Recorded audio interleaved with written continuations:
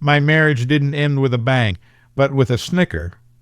I'm divorcing you, and I've already sold our lakeside cottage to start over with Enzo," Dahlia chirped through the phone, her voice laced with an almost childish glee. I kept my own voice steady, a feat of practiced calm. "I understand," I replied, the words feeling foreign and heavy on my tongue. "My name is Oscar Wesley. At 52, I dedicated 23 years of my life to the intricate world of commercial property negotiation, based out of the vibrant city of Charleston, South Carolina. My specialty, unearthing hidden value in contracts others had rushed through. My career a testament to patience, precision, and an almost obsessive eye for the overlooked detail. Tragically, I hadn't applied that same rigorous scrutiny to my own marriage until it was perilously close to collapse. The call arrived on a Tuesday morning. I was in Amsterdam, finalizing the acquisition of a historic canal-side warehouse for an American craft brewery. 4 days into my trip, 4,000 miles from home, Dahlia decided this was the opportune moment to terminate our 15-year union.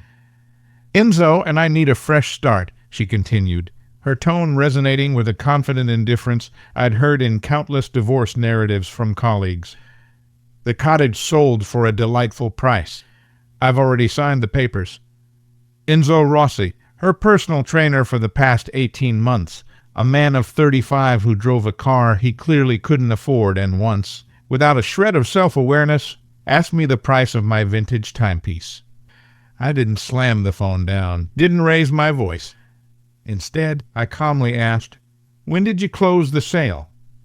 "Yesterday," she responded, sounding almost let down by my composure. "The buyer's moving in next week.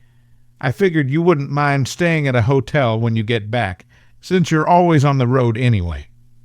After we disconnected, I remained at the hotel desk for nearly an hour, my gaze fixed on the intricate network of Amsterdam's canals outside my window. Then I retrieved my laptop, opened my email, and typed out 2 urgent messages. One was addressed to Paul and Curtis, my trusted title agent for the past decade. The other went to Monica Brent, my attorney, a woman whose legal counsel I'd sought even before I met Dahlia. The subject line for both read, "Urgent, fraudulent property sale attempt." Outside, a soft, persistent rain began to fall on the cobblestone streets of the Netherlands. I watched pedestrians scurry for cover, umbrellas blossoming like vibrant fungi as they ducked into cozy cafes. 15 years together, and Dahlia didn't know me at all.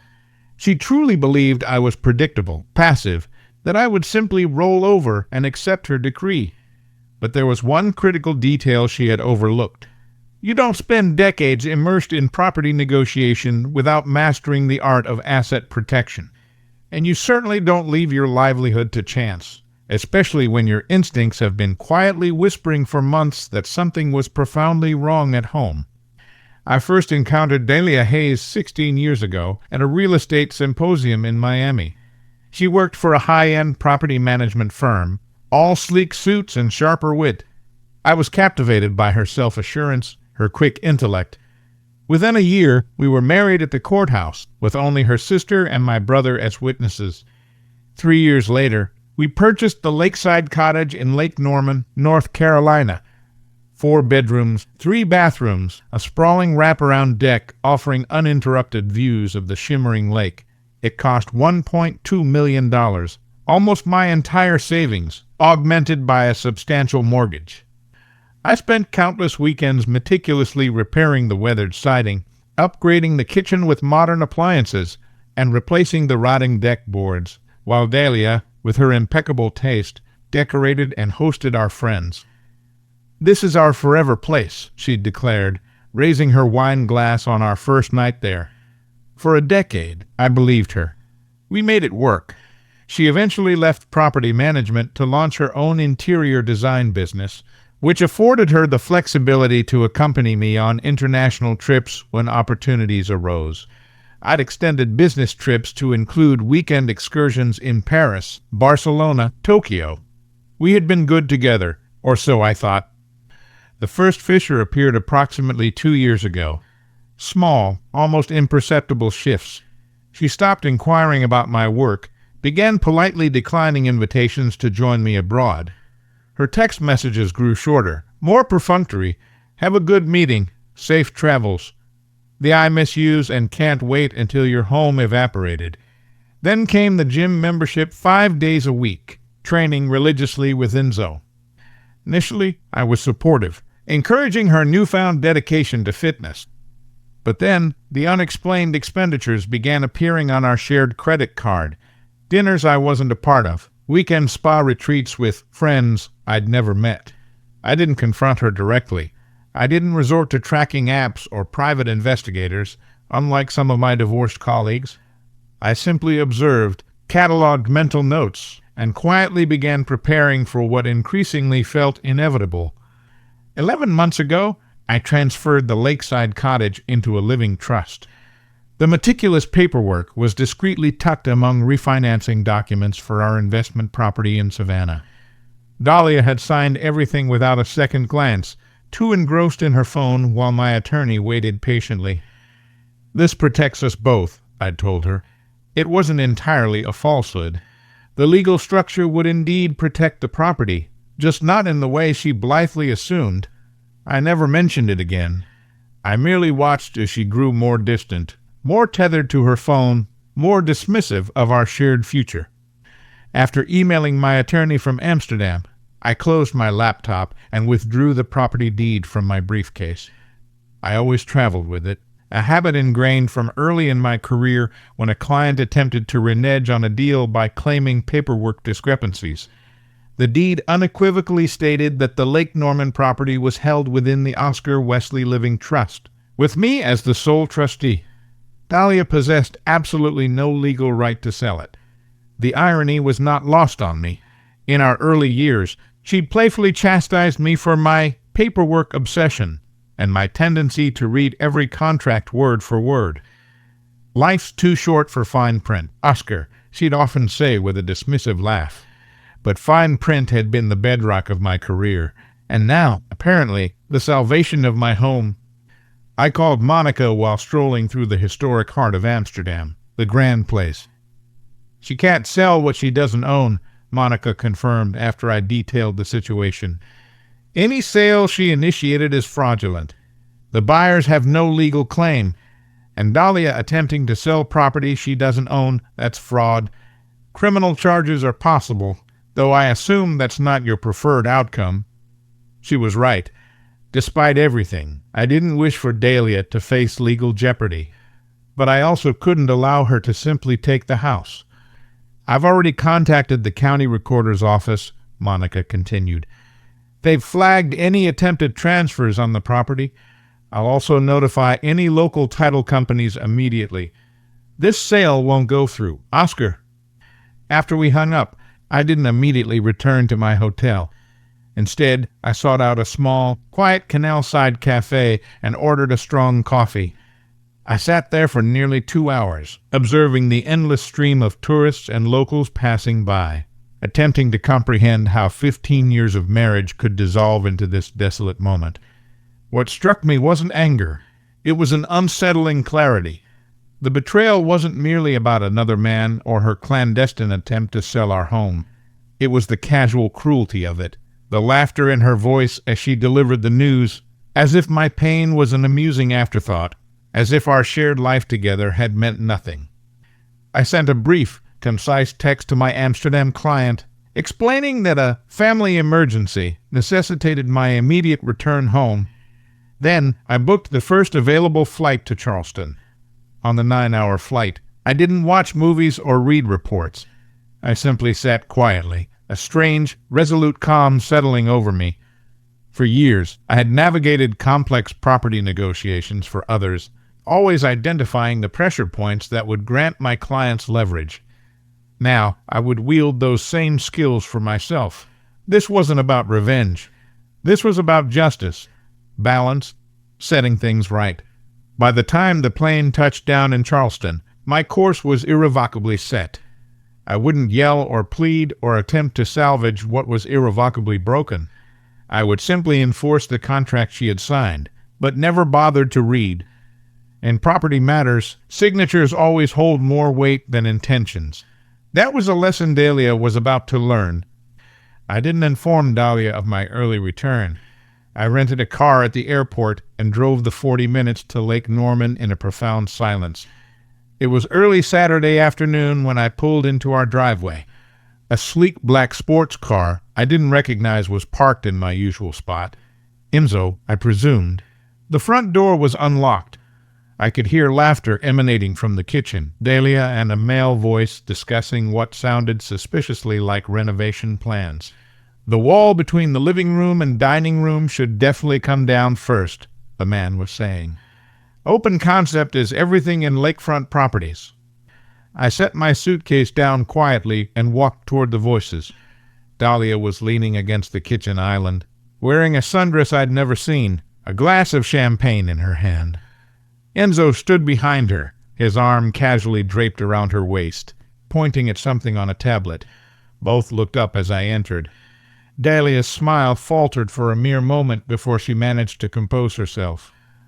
"Oscar," she said, surprise poorly concealed. "I didn't expect you back until Tuesday." "Clearly," I replied, my gaze flicking to Enzo, who at least had the decency to remove his arm from my wife's waist. "This is awkward," Enzo said, a nervous laugh escaping his lips. "I should probably go." "Actually," I countered, my voice cutting through the tension, "I'd prefer if you stayed. This concerns you too, apparently." Dahlia's expression hardened. "We don't need to make this difficult, Oscar. I've been unhappy for a long time. We both deserve a fresh start." I nodded calmly. "I agree completely, which is why I've already spoken to my attorney about the fraudulent property sale you attempted." The color drained from her face. "What are you talking about?" I placed my briefcase on the counter and retrieved the trust documents and the property deed. "The lakeside cottage isn't yours to sell, Dahlia. It hasn't been for almost a year." Enzo looked utterly bewildered. "You said the sale was final," he stammered to Dahlia. "It was," she insisted, but I could see the uncertainty, a flicker of panic, creeping into her expression. "Check the deed," I suggested calmly. "The property is owned by the Oscar Wesley Living Trust. You signed the transfer papers last May, remember? Those refinancing documents you didn't bother to read?" She snatched the papers from my hand, her eyes frantically scanning the legal jargon. "This isn't possible," she whispered, her voice barely audible. "Not only is it possible, it's legally binding," I continued, my voice unwavering. "The sale you initiated is null and void. The buyer has already been notified." Enzo's confidence visibly deflated. "I'll wait in the car," he muttered, making a hasty exit. Once we were alone, Dahlia's initial shock transformed into a seething rage. "You tricked me," she accused, her voice rising. "No," I corrected her firmly. "I protected my assets, which is standard practice in my profession. You chose not to read what you were signing. That's not trickery. It's negligence." She attempted a different approach, her voice softening, an almost imperceptible tremor in its tone. "Oscar, be reasonable. We can split the proceeds. There's no need for lawyers." "Except there are already lawyers involved," I replied, my gaze steady. "Not just mine. The buyers are understandably upset about purchasing a property from someone who doesn't own it. They're considering their own legal options." "You wouldn't?" she whispered, her eyes wide with a newfound fear. "I'm not doing anything," I clarified. "I'm simply enforcing the legal ownership of the property.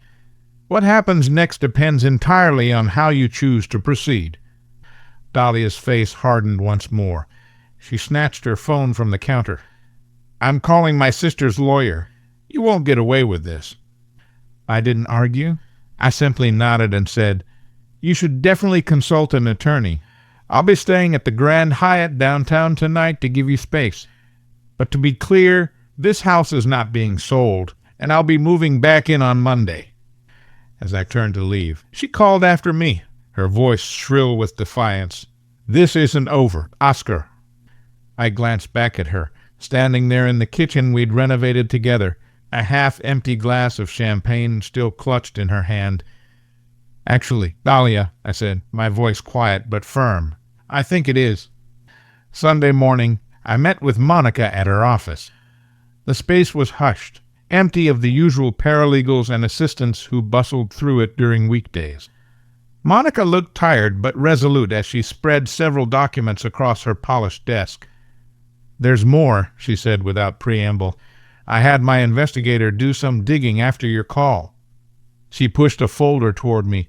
Inside were bank statements, credit card receipts, and property records I'd never seen before.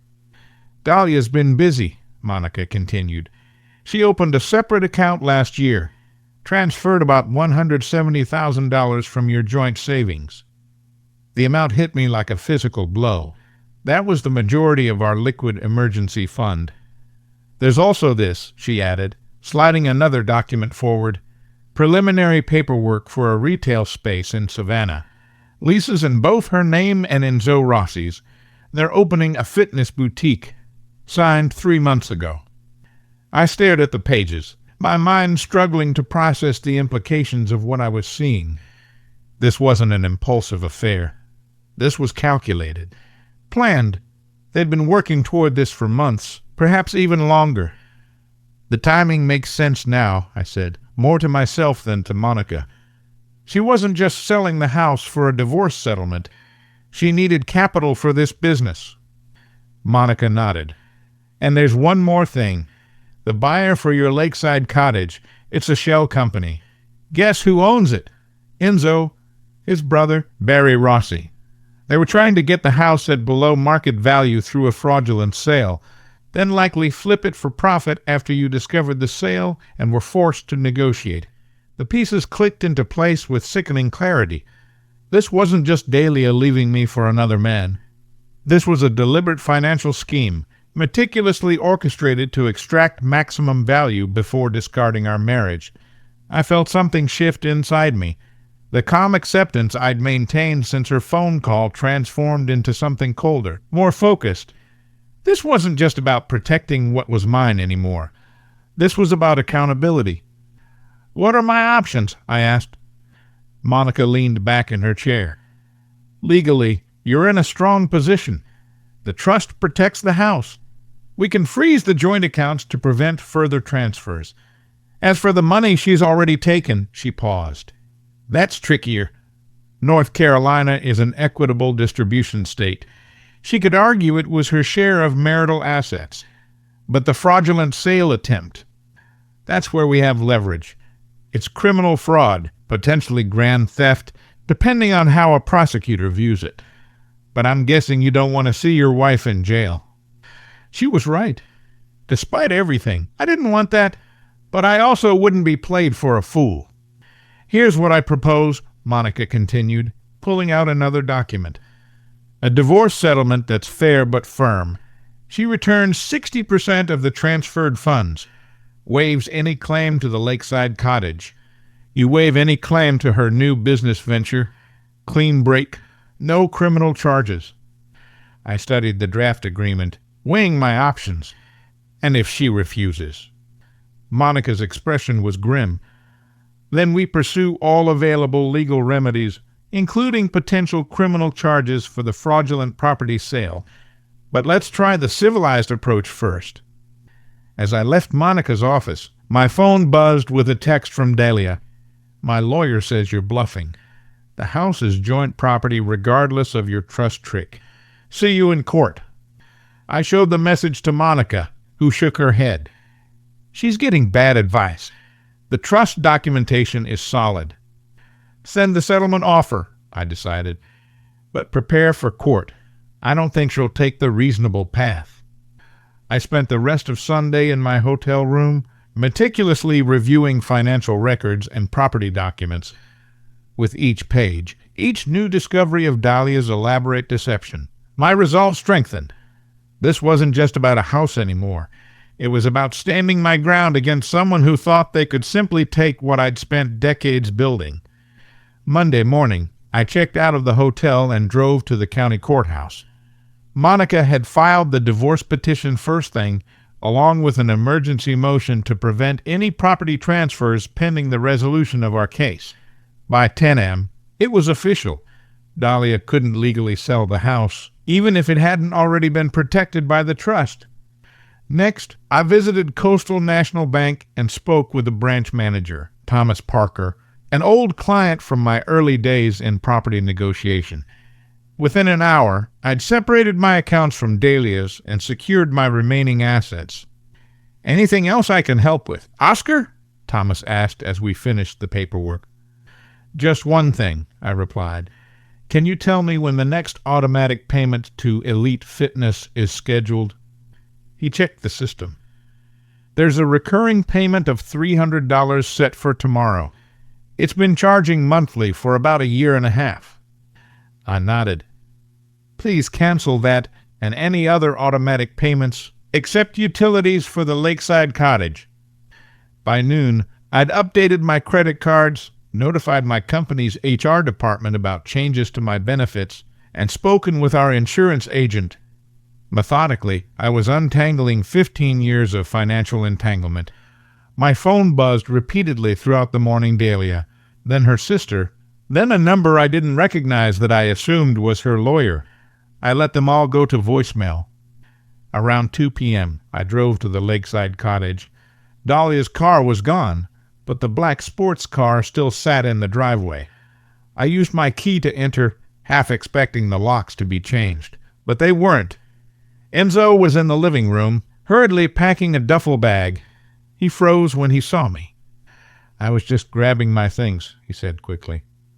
I didn't respond, just stood in the doorway, watching him. "Look, man," he continued, growing visibly uncomfortable, "this wasn't personal. Dahlia said the marriage was over long before I came along." "Where is she?" I asked. "At her sister's. She's pretty upset. Said you were trying to ruin her." I almost laughed at the irony. "Is that what she told you? That I'm the villain in this story?" He shrugged, avoiding my gaze. "She said you were controlling, that you trapped her in this town while you traveled the world. And the business you two were planning to open, with money from selling my house, was that my fault too?" His eyes widened slightly, a confirmation that Monica's information was correct. "That's what I thought," I said. "You can tell Dahlia that her settlement offer is at Monica Brent's office. She has 48 hours to accept before we proceed to a contested divorce and potential fraud charges." "Fraud?" The fear in his voice was unmistakable. "What are you talking about?" "Attempting to sell property she doesn't own. Opening businesses with misappropriated funds. Take your pick." Enzo grabbed his bag and moved toward the door. I stepped aside to let him pass. "One more thing," I called after him. "The buyer, Barry Rossi, your brother, right? Tell him if he wants to avoid being named as a co-conspirator in the fraud investigation, he should formally withdraw his offer on this property by close of business today." The look on Enzo's face confirmed everything. Within an hour, my phone rang. It was Monica, with news that Barry Rossi had contacted the real estate agent to rescind his offer on the lakeside cottage. By evening, I'd changed the locks, deactivated the old security system, and installed a new one with cameras. I ordered delivery from the seafood restaurant Dahlia, and I had frequented in happier times and ate on the deck overlooking the lake. The waves lapped steadily against the shore, unchanging despite the chaos of human lives. Tomorrow would bring more legal maneuvers, more angry calls, more untangling of the life we'd built. But tonight, sitting in the house that remained mine, I felt a quiet satisfaction. Not joy the end of a marriage could never bring that, but the solid certainty that comes from standing your ground when someone tries to take what's yours. 3 weeks later, I sat across from Dahlia in Monica's conference room. Her attorney, a young man in an expensive suit with nervous eyes, shuffled papers while attempting to project confidence. Dahlia hadn't spoken directly to me since that day in the kitchen. She'd communicated only through increasingly desperate legal threats that Monica had systematically dismantled. Today was meant to be a pre-trial hearing, but we all knew it wouldn't get that far. The evidence was simply too overwhelming. "Before we begin," Monica said calmly, "I'd like to submit these into evidence." She slid 3 documents across the polished table: the trust deed, bank records showing Dahlia's systematic withdrawal of funds, and a signed affidavit from Barry Rossi admitting to the fraudulent property purchase scheme. Dahlia's lawyer quickly scanned the affidavit. His expression falling, he leaned over to whisper something in her ear. Her face remained rigid, but I could see the defeat in her eyes. "We're prepared to settle," her lawyer announced after their hushed conversation. Monica nodded. "Our terms are simple. Dahlia returns $100,000 of the misappropriated funds. She relinquishes all claims to the lakeside cottage and other properties held in the trust. Oscar waives any right to her new business venture and agrees not to pursue criminal charges." "And if I refuse?" Dahlia asked, the first word she'd spoken all morning. "Then we present this evidence to the district attorney," Monica replied matter-of-factly. "Fraud over $100,000 carries serious penalties in North Carolina." Her lawyer placed a restraining hand on her arm. "We need to discuss this privately." They left the room for 17 minutes. When they returned, Dahlia wouldn't meet my eyes. "We accept the terms," her lawyer stated. I didn't speak, didn't gloat. I simply signed where Monica indicated and watched as Dahlia did the same, her signature as familiar to me as my own after 15 years of shared tax returns, Christmas cards, and anniversary notes. It was over. 6 months later, I stood on the deck of the lakeside cottage, coffee in hand, watching the sun rise over the placid waters of Lake Norman. The property looked different now. I'd renovated the kitchen, replaced the weather-beaten siding with something more durable, and installed hurricane windows throughout. The changes weren't just practical. They were symbolic, wiping away the old to make room for something new. I'd heard through mutual friends that Dahlia and Enzo had opened their fitness studio in Savannah, though on a smaller scale than originally planned. The business was struggling, apparently. I felt no satisfaction in that news, no joy in her difficulties, just a vague sadness for what might have been if different choices had been made. The divorce had finalized 3 months ago, clean, final. The settlement terms executed without further drama. Dahlia had returned the agreed-upon funds, which I'd promptly invested in a commercial property in downtown Charleston, a small office building with steady tenants and reliable income. My phone rang. Pauline Curtis, my title agent. "Just checking in," she said when I answered. "How's the lakeside cottage?" "Getting better every day," I replied, watching a pair of ospreys glide over the waves. "Thanks again for your help with the trust setup." "That's what friends are for," she said. "Actually, I'm calling because I found another investment property that might interest you. Similar structure to what we did with the lake house, but commercial. Good protection. Steady income." "Send me the details," I said. "I'm interested." After we hung up, I continued watching the lake.